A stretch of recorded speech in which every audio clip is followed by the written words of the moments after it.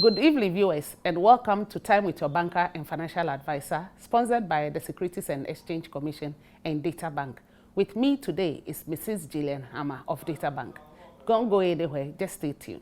We'll be right back.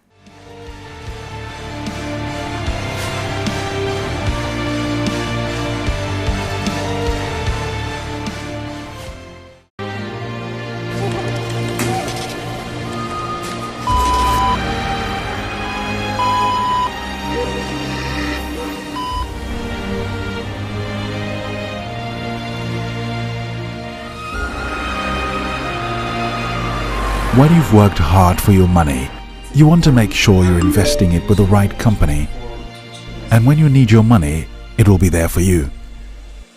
As Ghana's leading investment bank, Data Bank has been helping Ghanaians achieve financial independence since 1990. At Data Bank, you can purchase mutual funds, treasury bills, or shares. We're one of Ghana's leading pension and provident fund managers. Backed by our world-class research team, Data Bank has a proven track record of strong performance and good corporate governance. Knowing where to invest is key. Invest wisely, invest with Data Bank.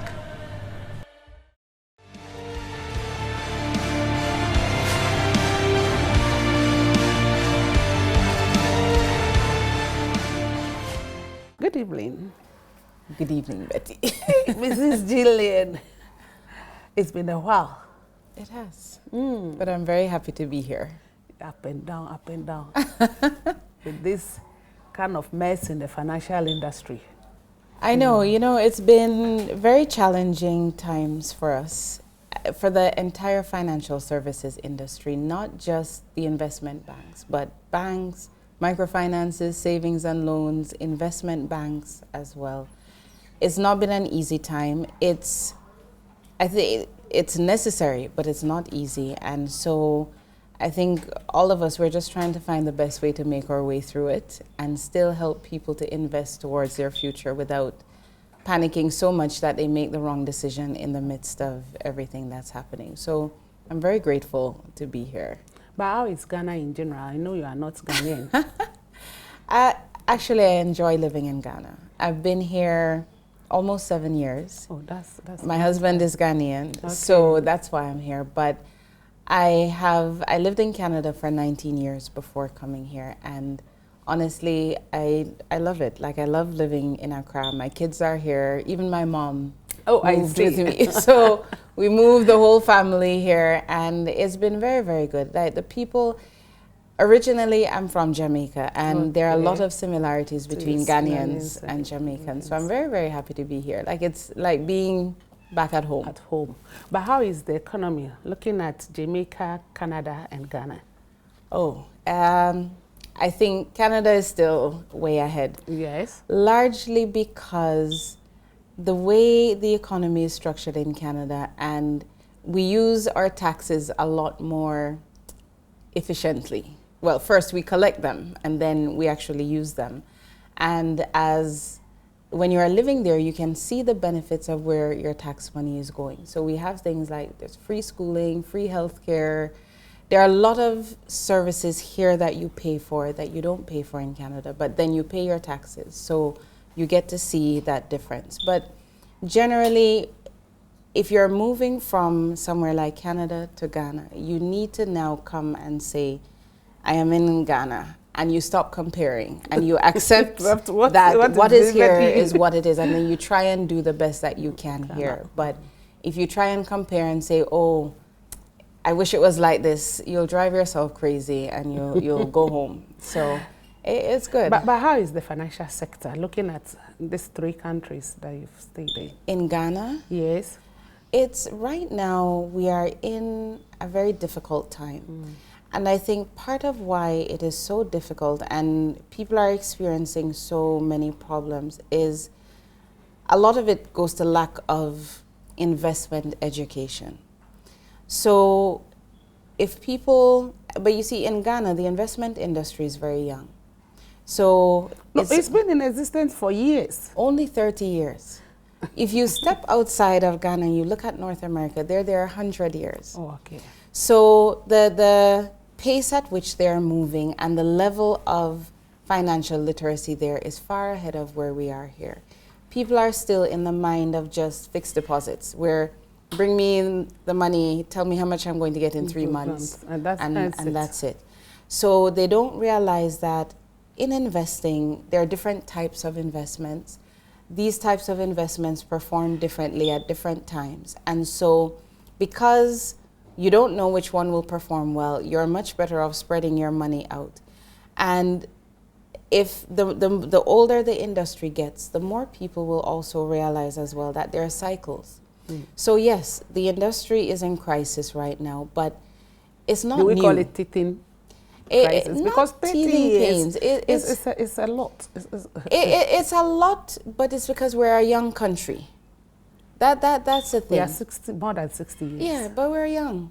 Look Look at how many 60-year-olds look young in the face. I mean, it's 60 versus 100 or 150. Okay. Relatively. If you look at it yes. in that angle. So there's still a lot of ground that we need to cover. And I remember when I was working in Canada, we used to work on pieces where you look at the cycles that the investment industry has gone through, the good times and the bad times. And it happens for many different reasons. But at the end of the day, you realize that if you stay focused and you don't get emotional, you'll make it through. And the industry itself will make it through. Here, this is where the youthfulness of our industry comes in, where there haven't been enough cycles to give people confidence that even though we're going through a tough time, it will still recover. So that is why we're feeling so much pain in the system. Yes, what is happening is very difficult, no lie about that, but we will get through it. People just need to have that confidence that what is happening today is not new. It has happened in other countries. It will happen here, but people get through it. The best thing is just don't get emotional about it. Still make wise decisions when you're investing.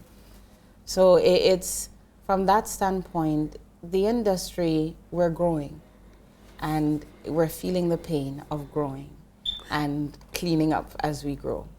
Working with Data Bank, what's your role? Chief Marketing Officer. Yeah, Essentially what that means is I head up the marketing team, so marketing communications team. So we run almost like an in-house ad agency. People tend to understand that, where we have graphic designers, copywriters, marketing officers, that they manage all the information we put out.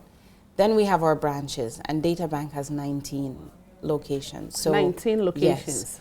And we've got well over 100 staff across these 19 locations. Oh, so good. I manage both of these areas. So it's been very good, because when I started with Data Bank in 2014, we were 4 locations at the time. So we've really put in a lot of effort to grow over the last 5 years. Yes, over the last 5 years. You've done well. But it's because one of the things that we've realized and we've focused on is investing is just not for people in Accra or people in Kumasi or people in Takoradi. Now Ghana has 16 regions, and there are people in every region, and those people need to invest for their future. So we have done our best to try and spread out as much as possible. That before we were 16 regions, when we were still at 10, we had reached 8 out of 10 regions.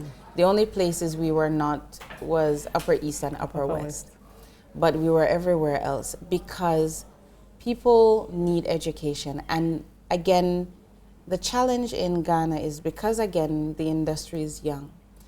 There's still that trust factor where people, they want to see somebody's face. They want to talk to you before they give you their money. Because this is not just salary that's passing through an account. This is now, I've gotten my salary, I've paid my expenses, I have some left over, and I'm giving it to you. So I better trust you in that case. And to trust you, I should see your face. So therefore, it requires that we are there. Because when Data Bank used to have 4 locations, we used to go and talk to people in different cities. But when you leave, then there's a gap. Because if they have questions, who do they turn to? That is it. So Through a partnership actually with GT Bank, we then put our staff inside a number of their branches, and that's how we've been able to spread out so much. But it's necessary, and we're still, there's so much ground we have to cover. That one is true. Recently, I followed you up. You went on retirement tour. Yes. Talking about pensions in various regions. I realized you went to the Volta region. Yes. And somewhere Upper East. So, well, we went You went to Sunyani. Ho, Sunyani, Tamale, Takrady, Takwa. So I was wondering, when I saw Tamale, Takrady, I said, hey, the TT towns. You know, it's, the thing is, retirement, Betty, it is such an important topic. And again, we decided to focus on cities outside of Accra. Because I was coming to ask you, why outside Accra? If you look at the investment banks that are in Ghana, all of them are in Accra. Very few of them are actually outside of Accra, which means that we've cut off everybody else and we're saying, well, only the people in Accra matter. And that's not what it should be. That's true, because just yesterday, we have to drive all the way from Setredumasi to Sunyani to go and cash money from a particular bank, because from Kumasi, they have no branch than Sunyani. And Setredumasi is between Sunyani and Kumasi. So you look at the distance, it's shorter to go to Sunyani than to go to Kumasi. So it's and I was wondering why they don't set up a branch in Mampo. For that. Because Mampo is still in the Ashanti region, so that you can link the Brong-Ahafo region with the Ashanti region. So what they are saying is true. Everybody wants to concentrate there in because Accra. they think that's where the money is. That is it. But the money is rather outside Accra. It is, because there are a lot of people who have a lot of money outside of Accra. And if they don't get the proper education, that money will go. It will go. And so that's what we went speaking to people about, that, listen, because one of the things is, we're in this room, no matter who you are, whether you are, and when the program airs and people who are watching it, they'll be sitting at home or they may be sitting at work somewhere. But every single person who is watching this show has one thing in common. They will retire. They will retire. It doesn't matter who they are. That it is doesn't the truth matter of the whether matter. they're male, female, where they work, whether they're a big man or a small, they will retire. And so because you will retire, it is then critical that you know how you are going to sort yourself out in retirement. The other thing that people don't get is that when you retire, so retirement, statutory age of retirement is age 60. Fine. Now, when you hit 60, life still continues. Yeah. Some people, life continues for 20 years, 30 years, even 40. Yeah. One of my colleagues at work, her grandmother is currently 114. So if people in her family live long like that, it means that when she stops working at 60, she must know how she's going to sort herself out financially for at least another 30 to 40 years. Yeah. Which is longer than she may have even worked. Yeah. So where's that money going to come from? And that is not money that you can wait until you are 45 or 50 to suddenly start thinking about. Because if you wait, then you will need the money and you now only have a few years to try and gather it. So that was kind of the basis for us going out, that yes, we need to talk to people about retirement. SNIT is out there doing their education as well. But SNIT alone won't cut it. So we're telling people, first of all, know where you stand with SNIT. Make sure everything is in order. Then have a backup plan to keep you. So that's why we were. And what were the responses? The responses were both good and bad. Encouraging? Some encouraging, some heartbreaking. Because I remember there was a gentleman who, in one of the locations that we went to, he was actually on the panel. So in each location for the retirement tour, we had a representative from SNIT and then we had somebody from HR to also speak from that standpoint. And this gentleman he's 51. So he's 9 years away from retirement. Yeah. has a very good job as head of HR in a certain institution. Yeah. Betty, when he tells you his story, you would cry because he's 51, 3 children, married. He lives at home with his father, in his father's house, because he doesn't own nothing for himself. When you ask him why, he says because from when he started working around age 25, he started taking loans. Even though there was a lady who advised him, do not take loans, he started taking loans. And so he would then have to take one loan to pay another loan, and then one loan to pay another loan. Robbie Peter to pay Paul. Exactly. And so he has never been able to get out from under that cycle. So now at 9 years to retirement, he was crying, literally. He has nothing. Hey, he has nothing. And so when you have nothing and you have children who are in school, school fees have to be paid, all of those things have to be done. Where is the money going to come from? So stories like that, they break your heart, but it's still not an impossible situation. HR. He's a head of HR with employees that he's supposed to be guiding and helping. And he himself is in a mess. That's the thing. This is serious. So it is something that it affects both the young and the old in different ways. You have older people like him who now realize, I am 50, I'm 51, I need to start doing something. So for him, his problem now is lack of time. You have the young people who are 20, 25, who when you tell them about retirement, they think they're too young. Too young, yeah. And they have time, so they don't do anything. Then they will hit 40 and 50 and suddenly realize that they have a problem. That is it. So one of the things that we try to do as well is we try to educate them on the importance of time and show them how time alone can make all the difference in the world. So, I mean, I can share a quick example. So let's say age 60, you have 3 people who want to have 1 million CDs by the time they hit age 60 for retirement. One person is 25, one is 35, one is 45.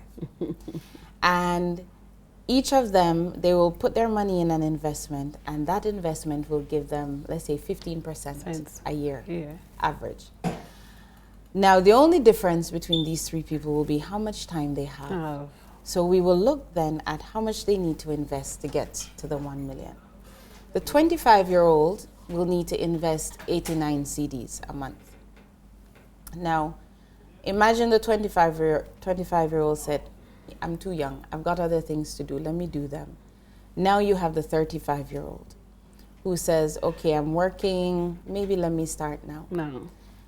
That 35-year-old needs to put away 367 CDs. That's a lot. Instead of the 89. 89, yeah. Now, Betty, 45-year-old.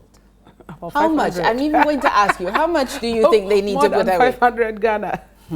Or roughly 500 Ghana. 1,641. 1,600, yes. That's a lot. So why not early? So that's the point. That's the point. The point is start early.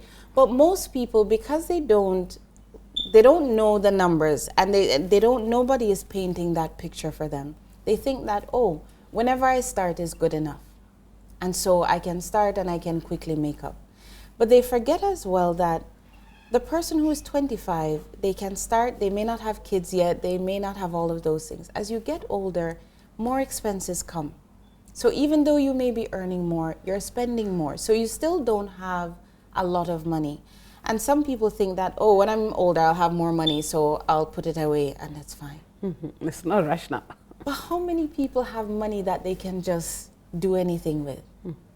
And then you have, again, a lot of the young people, they're getting married later. So you find that when I got married, I was 22. So I was young. I've been married over 20 years. Yes. But most of the young people now are getting married 30, 32, 35. If you get married at 35 and you start to have children, if you have one child, good. That child may hit 18 by the time you hit retirement. But if you're having multiple children, what we are finding now is that people are hitting 60. They have children in JSS still. When would they get to senior high? Exactly. So into the now university. your income has gone down at 60 and your expenses haven't changed. Yeah, it has rather gone up. It has. And many people who are 60 still have parents who are living, which It's true. who are now, they have higher health needs, everything, and you now have to be spending money on your children, money on your parents, money on yourself, and your income has gone down. So the whole, I could talk about the topic of retirement for like 1,000 years straight, because people don't get it. And they need to get that you need to prepare for retirement. And when you get to retirement, you still have to keep preparing because you are there again for a while. So Betty, I wish I could just take everybody and shake them and say, guys, start now. Just start now. Immediately you start working from school. I tell you. Because that is just less than 100 Ghana. It's less. So you can even put away 100 Ghana instead of 89. Yesterday, I was talking to a group of young people. These were teenagers. And at age 16, the amount is 25 cedis. Not age 16? If you start at 16. So imagine Does now, it mean you paid that amount for the rest of... You could. So 25 or the 89 for 40 years. And that's it. So, but then if you think that as you earn more, you add, then you will actually have more at retirement than just the 1 million that we're using. But the point is, there is nobody who is age 20 who has no excuse not to retire a millionaire. And that is true, because you look at the monies they spend on buying credits and data and all that. Yesterday, the same group of people I was talking to, the kids, 15, 14, 13, as young as 10. And I was asking them, how much do you guys spend on data? Well, is their parents giving them the money? 200, 250 a month. A month. Kids. Then you ask them, where do they eat? How much do they spend on food? Again, hundreds in a month. Now I say to them, imagine your parents just take 25 cedis a month and put it away for you. You are sorted. You are sorted. But people are not thinking. They're so busy trying to just manage day-to-day things that they don't realize. They don't think into the future. Just squeeze a little, it will take care of your future. So it's not a small matter. And that's why we're going around. But looking at the realistic of what you're talking about, at 18, every child should be able to pay. Most average working parents should be able to put away 25 cedis for their children. Because they give them money for credit, for food, for everything. And the children can continue from where their parents... Absolutely. Yes. So imagine you start your child off like that, and then as the child gets older and work, they start to add to it as well. That is it.